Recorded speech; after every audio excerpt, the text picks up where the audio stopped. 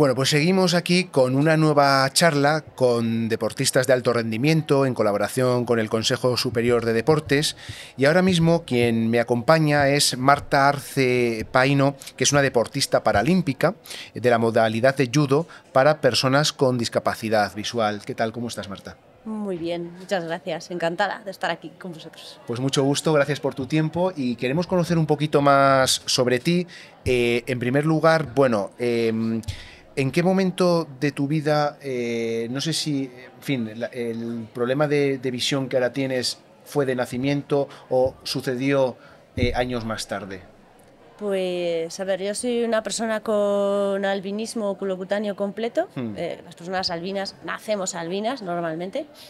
Bueno, no voy a poner la mano en el fuego, no vaya a ser que haya alguien que le haya pasado esto ya de adulto, pero vamos, en general nacemos así y en diferente o menor grado, con más o menos visión, pero vamos, que es un problema congénito, hereditario, heredado, y que se transmite también a las generaciones siguientes. Pues mira, ya hemos aprendido todos sobre ello. Claro, entonces, por lo tanto, tú ya desde el principio, es decir, tú no has conocido la vida de otra manera, para que nos entendamos, y en un momento dado de tu vida decides dedicarte al judo. ¿Cómo es ese momento? ¿Cuándo decides empezar poco a poco a meterte en esto?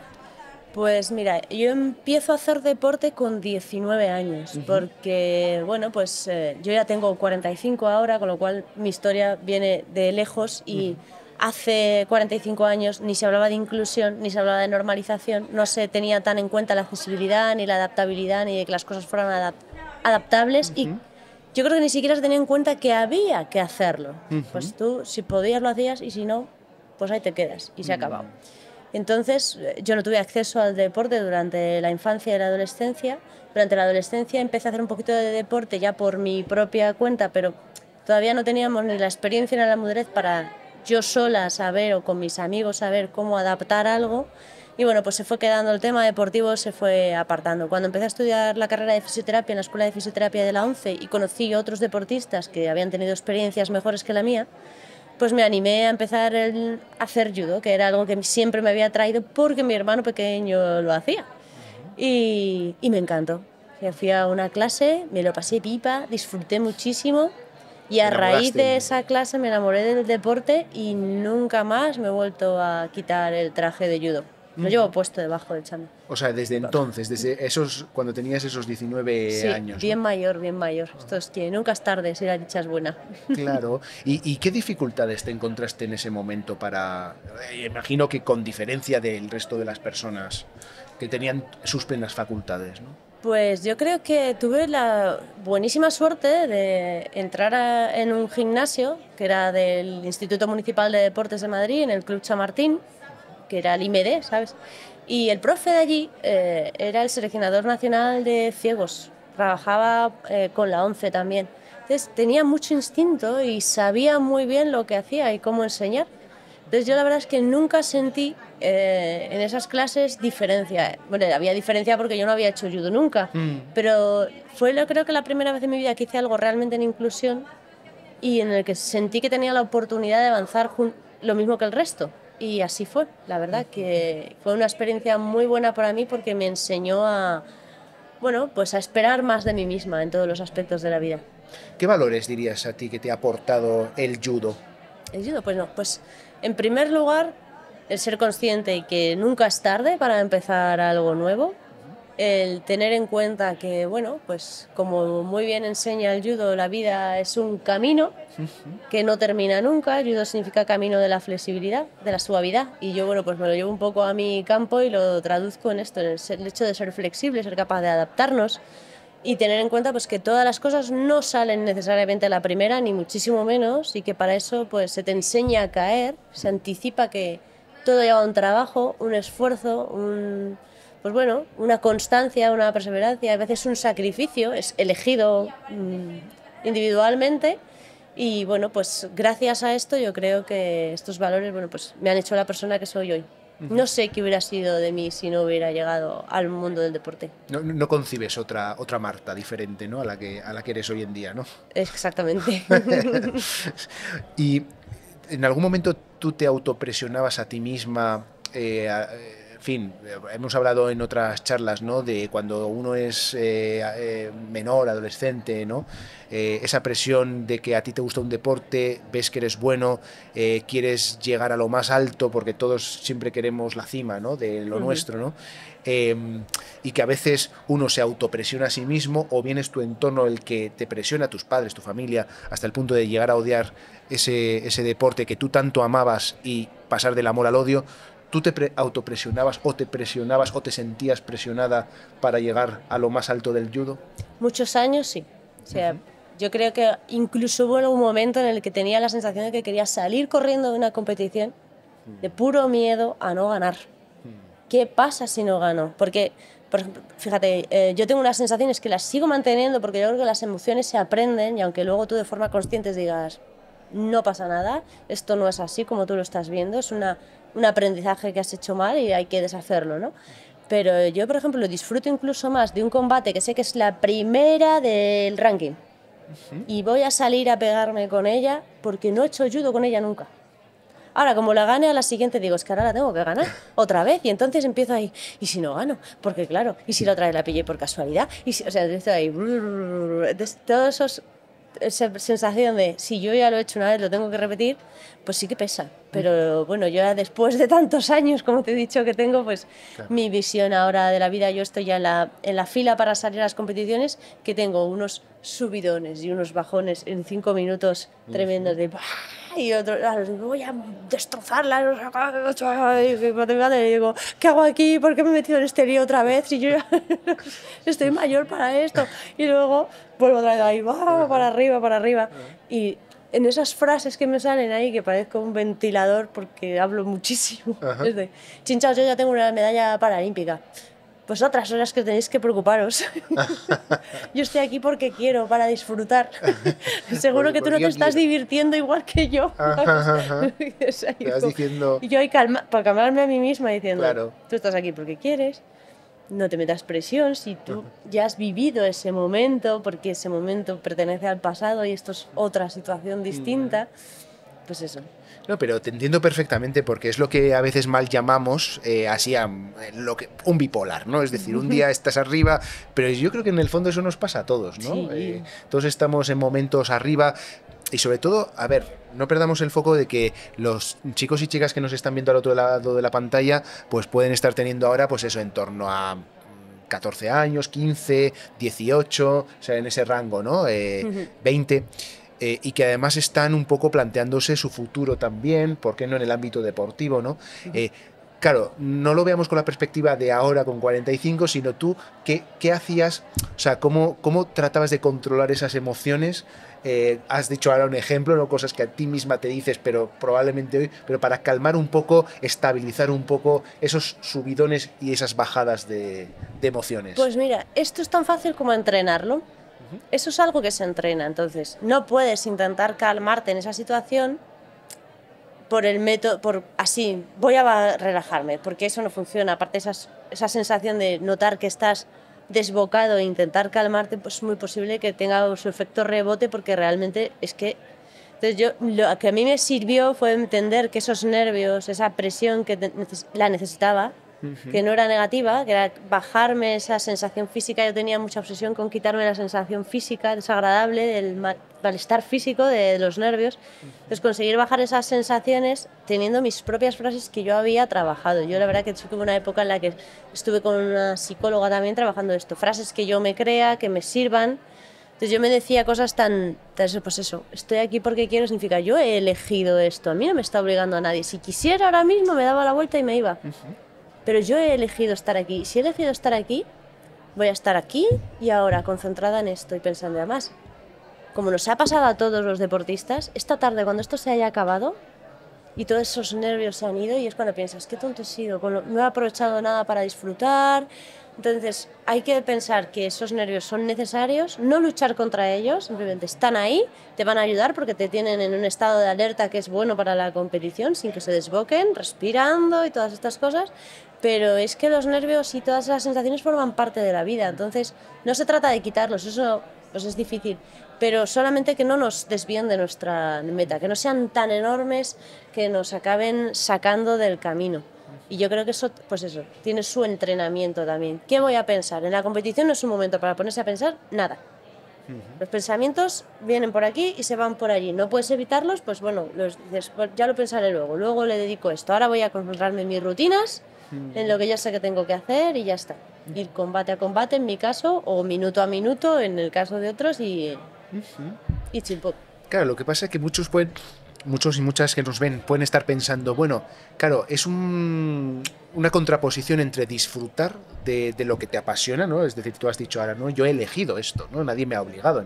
Yo lo he elegido, quiero disfrutar, pero debido a esa autoexigencia, precisamente, de que has dicho en la competición, mi cabeza tiene que estar a lo que tiene que estar, el objetivo de ganar y tal.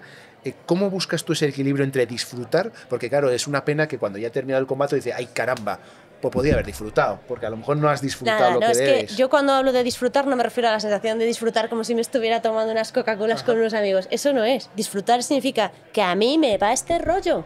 Ya. A mí me mola esas sensaciones, por eso vuelvo. Claro.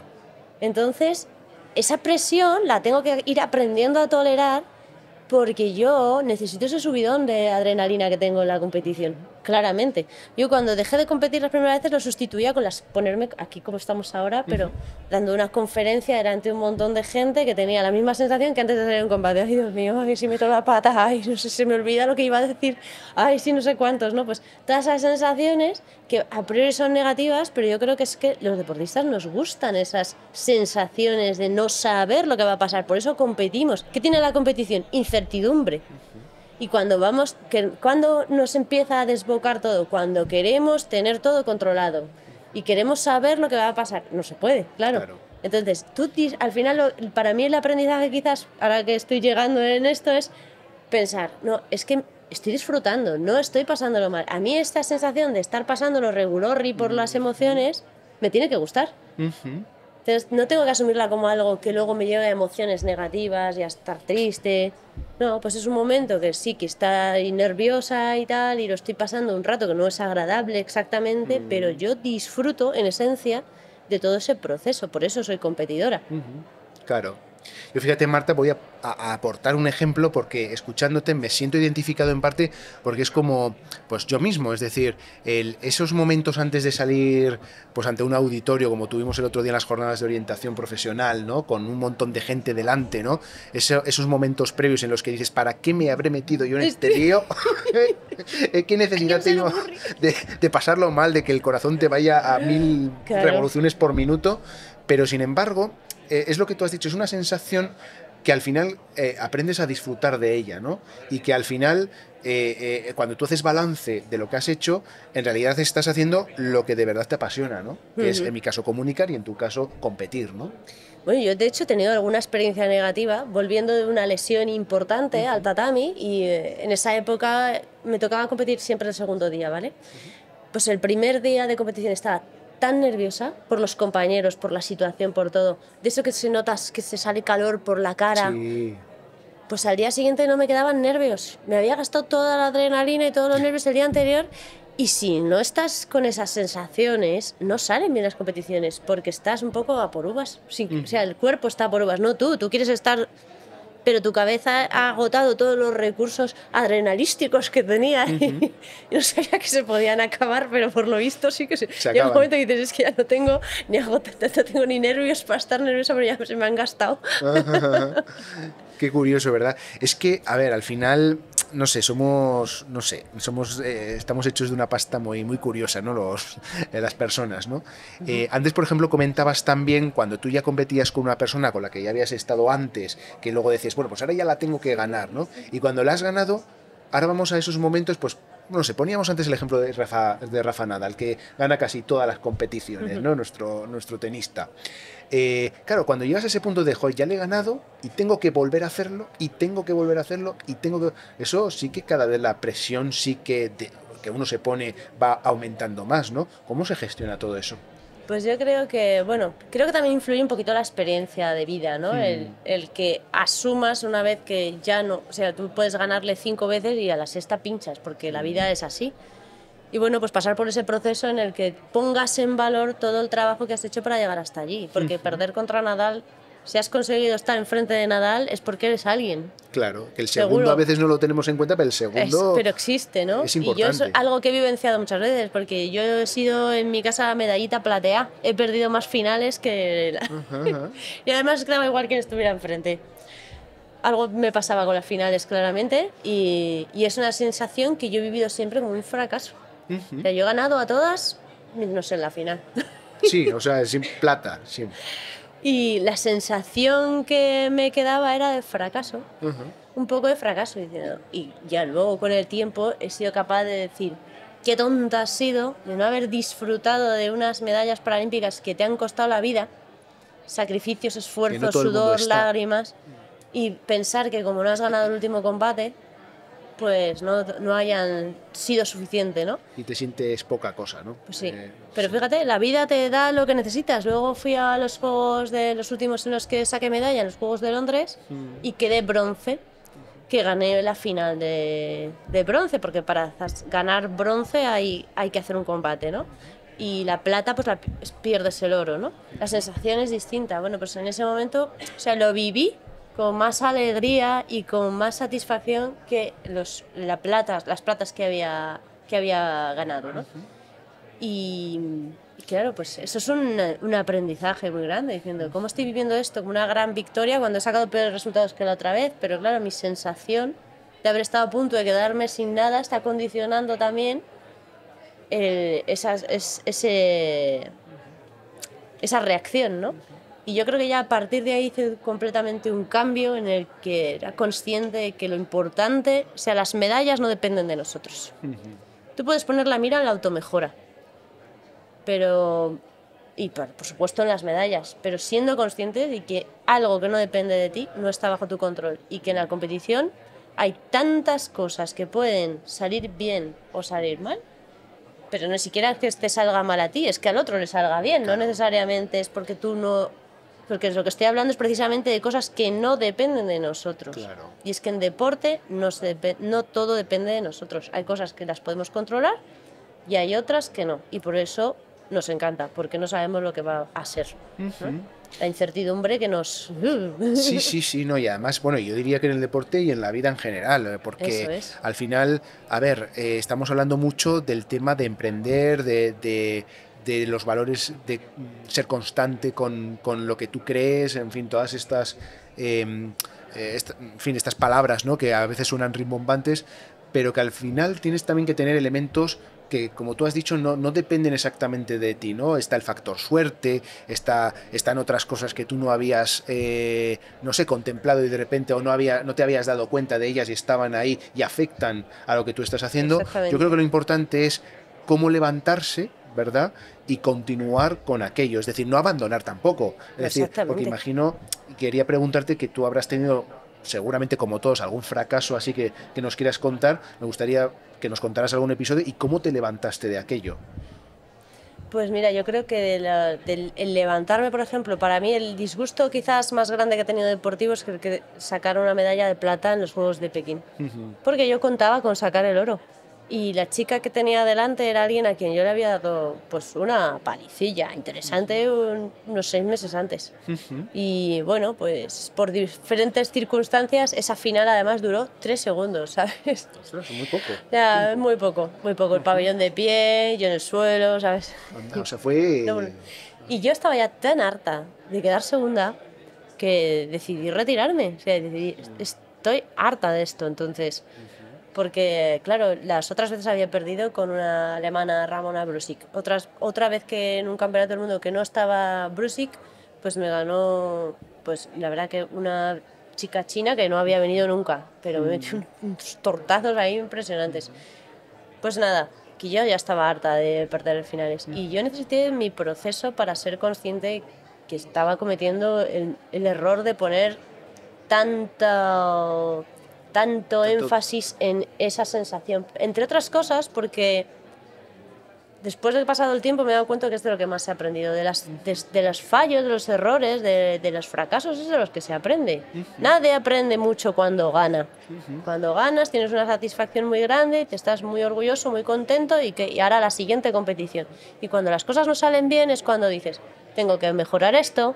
Yo había hecho muchas cosas que no estaban bien hechas en esa competición. No salí confiada porque no fue exactamente esto, pero quizás debería haber pensado que si no había nadie que pudiera controlar lo que estaba pasando en el tatami mientras nosotros competíamos, porque siempre vamos escasos de gente, pues tenía que haber insistido más a los compis que estaban en las pantallas para mirar lo que estaban haciendo las otras, porque lo que mi familia llevaba haciendo toda la mañana.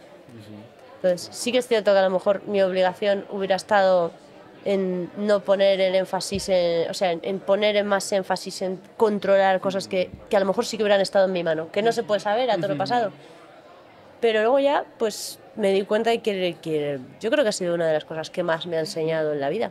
No, es que, oye, al final las emociones no se pueden controlar, quiero decir, Eso, la frustración, eso por supuesto. el hartazgo. Pero es que yo creo que de lo que más vamos a aprender es de los errores que cometamos. Siempre. Eso lo decía yo, que a veces se puede aprender el otro día en las jornadas de orientación, puedes aprender más de los fracasos que de los éxitos. Por supuesto. En tu caso, ¿qué aprendiste en concreto de ese momento que nos acabas de contar? ¿Qué aprendiste? Pues mira, primero a levantarme, otra vez. Segundo, a autoanalizarme más, a pedir ayuda.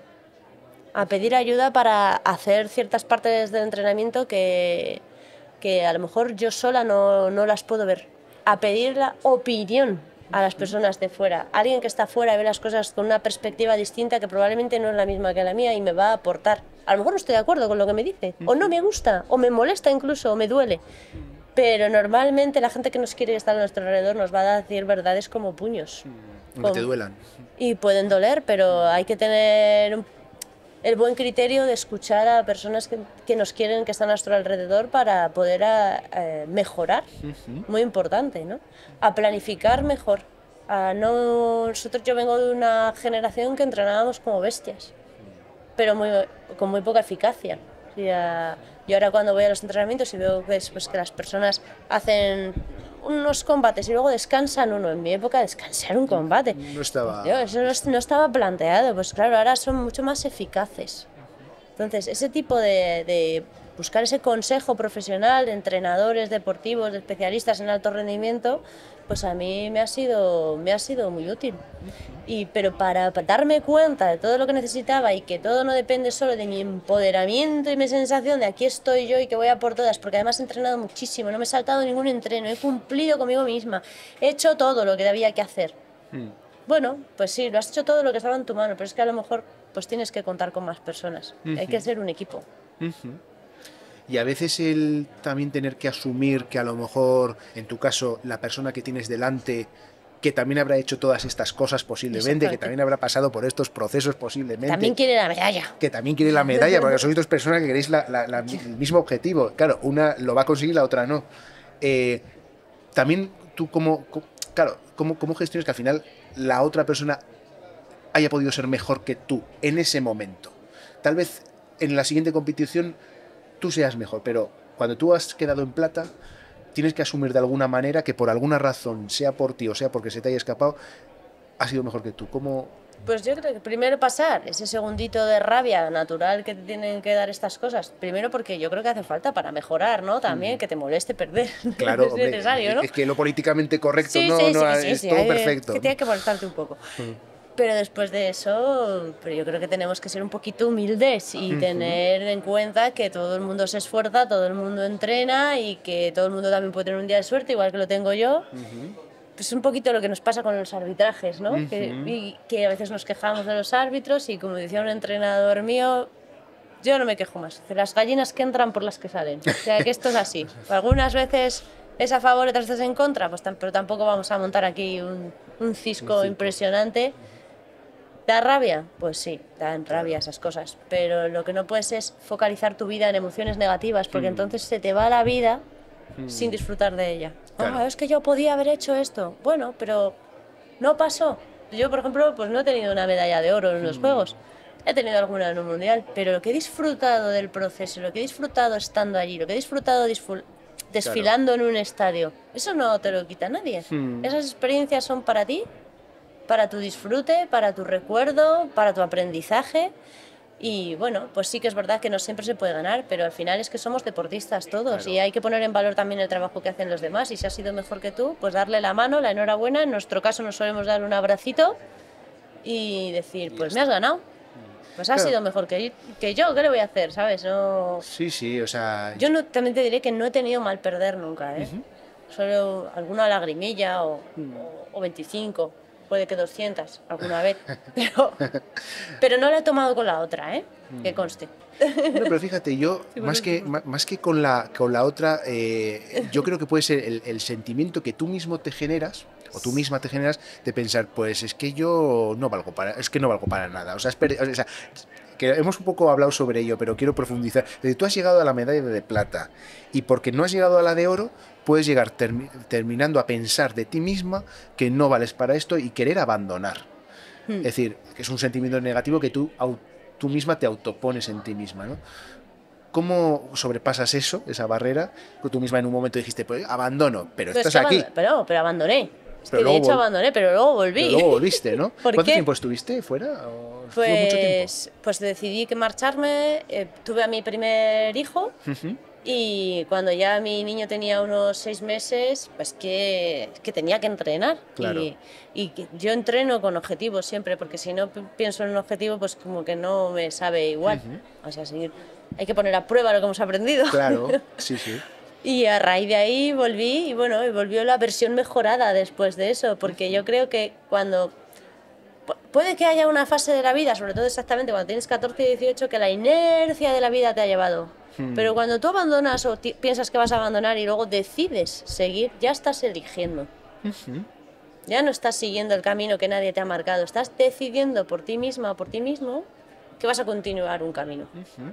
Y yo creo que no hay nada más bonito que hacerse responsable de nuestras vidas y de nuestras decisiones. Porque al hacernos responsables de las decisiones que estamos tomando, eso nos hace libres también, ¿no? Nos da libertad.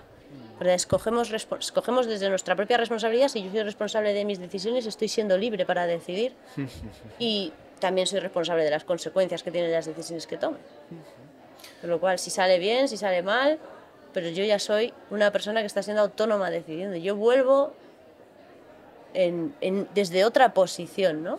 Quizás distinta, porque yo he elegido volver y yo ya he perdido, pero aún así he vuelto. ¿Por qué? Porque, bueno, pues he aprendido de haber perdido y he aprendido cosas buenas y cosas positivas que me animan a volver a ponerme en este camino, ¿no? En este camino que no es solo un camino de medallas, porque es verdad que las medallas son muy bonitas, pero yo creo que el camino, simplemente el andar el camino hacia ellas, tiene mucho valor. Clasificarse en los juegos ya es como ganar una medalla. Cuando solo van 10 u 8 personas, solo se pueden clasificar 8 personas, pues ya estás dando unos pasos muy grandes. Yo creo que sí que de vez en cuando nos tenemos que dar alguna palmadita en la espalda, pero teniendo en cuenta que todos los que van de nuestra mano, nuestro alrededor, primero son partícipes, y que todos los que estamos llegando en ese mismo camino queremos lo mismo, ¿no? Y por lo tanto, siendo buenos deportistas todos, no podemos quedar todos los primeros. Lógicamente. Hay que hacer turnos. Hay que hacer turnos y luego pues hacerlo mejor o volverlo a intentar, no hacerlo mejor, sino porque yo iba a decir que los ingredientes al final, o el truco en todo esto al final, y lo has dicho antes, es constancia. Bueno, primero pasión y amor por lo que haces. Y si eso te gusta, aunque en una vez, 2 o 3 hayas llegado a la segunda, a la tercera posición, o no hayas entrado en ese grupo de 8 o lo que sea, si tú continúas con esa constancia porque tienes amor y pasión por lo que haces, pues al final llegarás a cumplir los objetivos que tú misma te has marcado a ti, ¿no? Eso es. O sea, y al final llegarás solo, dicho de otra manera. El problema es cuando uno pues se desespera, abandona. Yo creo que no. Otra cosa es que al final puede también suceder, y no pasa nada, que en un momento dado alguien diga, ay, pues me he equivocado, es que el judo no es lo que a mí... No me entusiasma, ¿no? Yo creo que eso también es muy valiente, porque cuando te metes en el vórtice de la alta competición, en el que estás invirtiendo mucho tiempo, mucho trabajo, mucho esfuerzo, puede costar dejarlo. Dices, es que si lo dejo, todo lo que he hecho hasta llegar hasta aquí pierde su valor, ¿no? Pero es que hay veces que hay que hacerlo también, porque realmente pues te das cuenta o que has cambiado y ya no te importa tanto, o que hay otras cosas que te atraen también. Entonces, bueno, pues yo creo que hay que ser valientes para mirar hacia adentro y conocernos a nosotros mismos, que antes lo hemos dicho también. Es que autoconocerse es muy importante. La competición te tiene que gustar y el alto rendimiento te tiene que gustar si te dedicas al alto rendimiento. Y siempre teniendo muy claro que es una cosa que es finita, que se puede ir al garete en cualquier momento y que a veces se puede ir al garete para siempre y que hay que tener un plan B. No se puede dejar de estudiar nunca, hay que preparar la salida, tener una carrera profesional fundamental. Ya no porque decidas dejarlo, sino porque a lo mejor, yo que sé, en mi caso, me rompen la crisma y a lo mejor la vuelta pues no es factible. Sí, sí. Entonces eso es algo que hay que tener en cuenta, ¿no? Y saberlo, que los estudios tienen que ir siempre de la mano. Exacto, siempre, o sea, cuanta más formación tenga uno sobre lo que sea, más capacidades vas a tener a la hora incluso de tomar decisiones. Y yo, volviendo a lo que comentaba un poco antes, no sentirnos condenados de nuestras propias vidas, de decir, mira, yo esto y tengo que seguir por aquí porque sí, tener la capacidad de decidir en un momento dado porque de verdad es así, de que yo por aquí ya no quiero seguir, y tener la capacidad de reorientar tu vida, que yo creo que también es un mensaje interesante de lanzar a los que nos están viendo. Sí. Es muy importante ser valientes y yo creo que hay que dejarse un poquito de... Cuando uno reflexiona sobre algo tan grave o tan importante, por decirlo de alguna manera, como es el futuro de un individuo, pues sí, hay que escuchar a las personas que nos quieren, que están a nuestro alrededor, pero... Yo creo que la autorreflexión, el autoconocimiento y tomar decisiones sin pensar en los intereses de las personas que están a nuestro alrededor también es muy importante. Claro, sí, sí. Porque al final, con deporte o con la profesión que sea, el objetivo que tenemos todos los seres es ser felices. Claro. A mí me hace feliz hacer judo. Claro. Me encanta y disfruto y de hecho, con la edad que tengo, no estoy retirada todavía del alto rendimiento. ¿Por qué? Pues porque me lo paso pipa y lo disfruto y siendo consciente que mis objetivos no pueden ser los mismos que hace 20 años, pues soy una suertuda que puedo permitirme estar allí. ¿Cómo ves el horizonte? Yo lo veo en París, claramente. Por ello apuesto, ¿no?